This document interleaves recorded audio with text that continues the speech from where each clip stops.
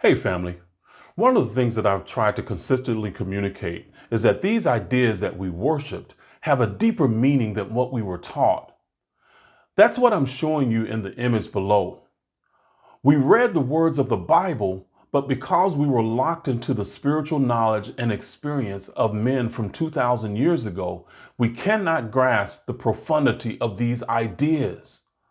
On one level, and I mean one level, the pyramid is actually a formula for how something crosses from the metaphysical into the physical.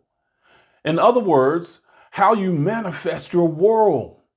The phallic symbols represent the power of that metaphysical thing to punch through into physical reality.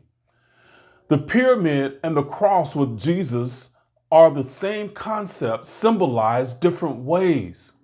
The power of the Christ is within you. It's been important for me to help you unlearn the old ideas so that you can grasp the metaphysical science and become a powerful creator. Our communities need creators so that we can uplift and build them. The ideas passed down to us as idols of worship have been a formula for destroying our mental abilities and knowledge of our power to be creators. You are gods and goddesses in training, not victims of circumstance.